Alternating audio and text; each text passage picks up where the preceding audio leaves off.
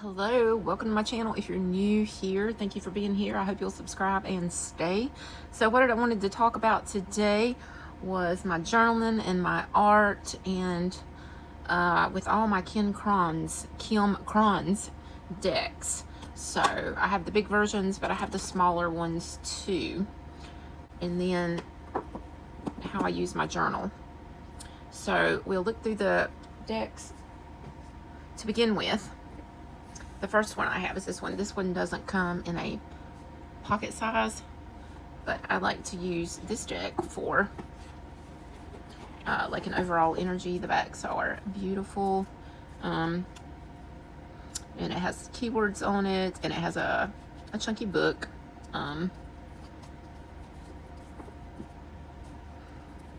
So we have collage. It's just beautiful pictures. You can read it intuitively, or you can look in the book. And this is, I wish it was round. I do not like the way, I don't like this, the way the cards are cut at all. It just makes for it just makes it hard. This is the Wild Unknown Alchemy deck, and I've not found a Wild Unknown Alchemy pocket edition. The other ones you can find in a pocket edition, but either this one sold out, or I missed it, or it never existed. So anyway, we have like smoke. See, this just irritates me. Synchronicity. I like the cards because of the keywords, and the pictures I absolutely love. They're very hard to handle because of the shape. We have Saturn here. Beautiful picture. I love all her stuff. Yellowing. The Peacock's Tail. Mystical Sister. Like, I just love this art, and I love it to be an overall on a reading 10. So I'm just gonna leave these out. I hate like, it's a pain in the ass to even get it in the box right. I don't know whose idea that was, but the only thing that I don't like, love the cards, love the pictures, love the meanings, hate the shape of the card. They're so frustrating. And I also use the Pocket Animal Spirit. I have it in the big size too, but I bought it in the small size because it's just easier to work with, and it doesn't have keywords. It has the element at the top, but then you can look in the little guidebook that is handy dandy. And I wish those cards would have been shaped like these, or round. So, and I'll pull one of these as well. I'll pull one of each and get messages. I love the little fire ants, hummingbird, the air sign, the deer, the panther. I got a panther tattoo. Love me a panther. Crow. I've got several crow tattoos. Anyway. Ooh, and the cobra. Okay, so we'll also use one of those. And then, of course, we have the tarot deck. I have this in the big size, but I also have it in the, I just use this one, and I'll show you. I made art with this and some of the other cards in the book. So we've all seen this, I'm sure.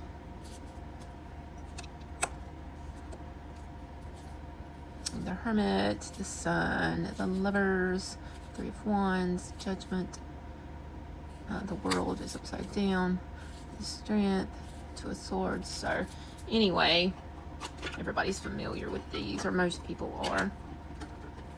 And then my very favorite, I've showed these before. I think these made my favorite top oracles that I didn't want to part with. The Pocket Alchemy. Now, these are so much easier than those other cards. Like, why didn't the other ones? I wish the other ones were round.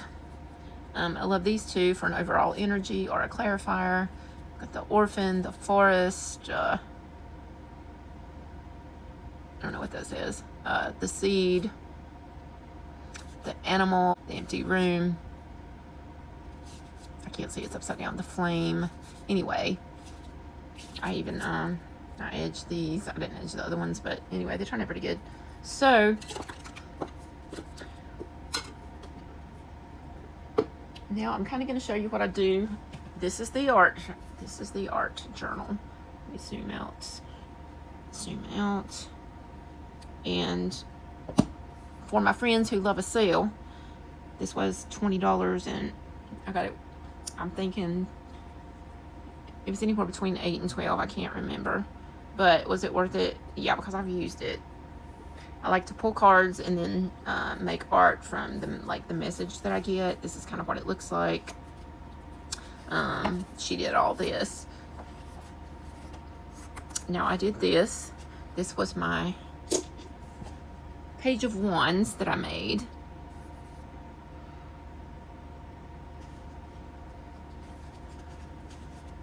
And this is already in there. You just add to it. This was my star. Healing is the message that I got from the cards that I pulled. And you just really flip to a page, and you don't particularly. This was what I did last night. I pulled I pulled the 10 of Cups, which I wrote up at the top, and then I pulled some family stuff with the cards, and this is what I found to cut out. And I do get my books that I use to cut out at used bookstores. I try to find art books or illustrated books. Children's books work really good. I cut out quotes. Let me show you some more of this. I did this one, and I cut this little saying out here. I think I got this from a little dictionary. And then I cut this out. I colored that. It was black and white. And also this, I drew the mouse, which you can tell it looks like a 6-year-old drew it, but that's okay. Sometimes the hardest thing and the right thing are the same. That was kind of the message that I got. So when I found that quote, I was like, yeah, it's like the hardest thing and the right thing are the same. Like the snake has to eat the mouse to live, but it's maybe a hard thing. Maybe he doesn't want to eat the mouse. That was my thinking when I drew the mouse anyway. I was going to show you one more. So this is my little packet of just little things that I cut out. These are little things that I just cut out of books.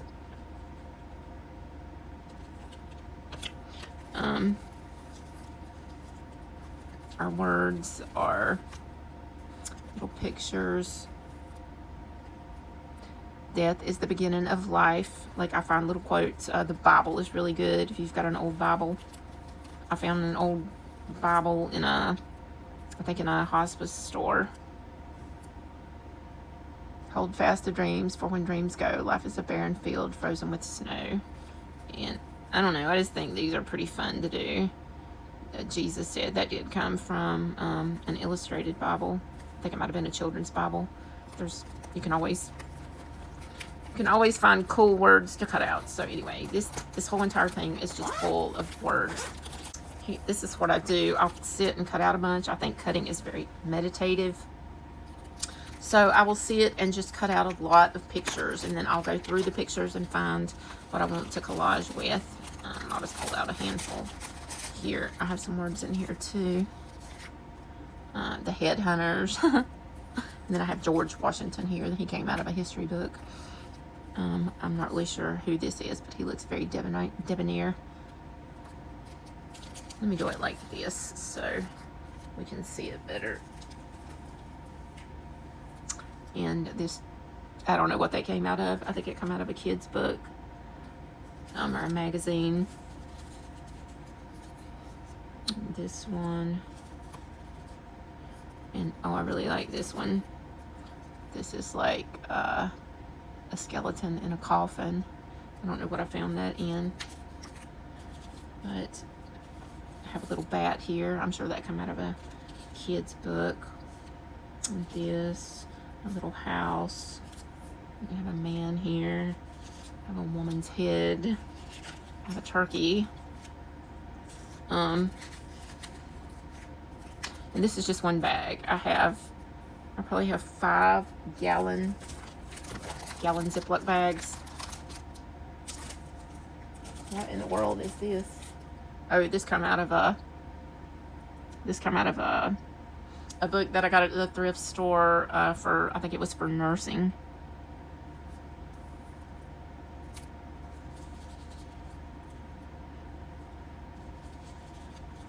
I think these come out of a children's book.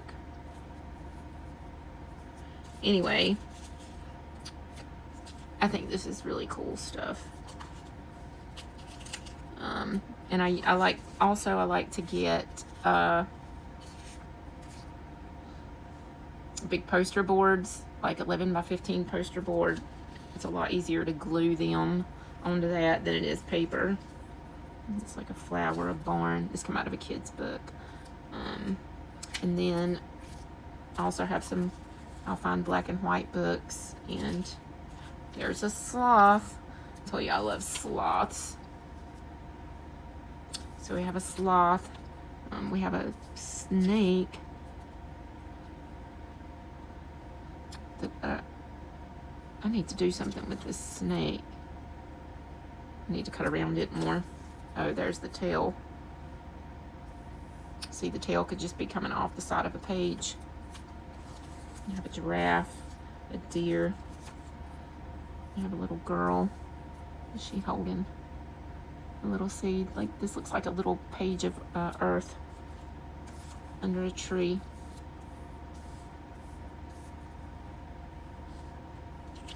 I love doing this shit. It is so therapeutic, and I just enjoy it. Look at the kitty. Look at the kitty with the kittens. And you have a chick. I'm getting way sidetracked. There's some of my words that I do not have in my, I need to put them in my little word holder. Saving the soil, poles and plants creeping along out of the ground. That has made a sentence there. And we'll put some mushrooms beside of it. Ah! And a flower. And a bee. And a flower. Set some chickens down here. This is just a ramble video, I think, of the things that I like to do. And children's book. Children's book. Children's book. Isn't that gorgeous? That could be like a 10 of Cups card. Little wolf family living together.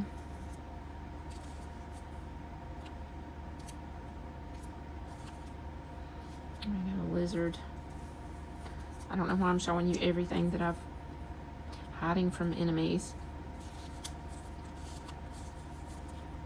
Guarding their lives. Wow, those go together, right? A butterfly. Some penguins, blue, lizard, turtle. Okay, so I think you understand.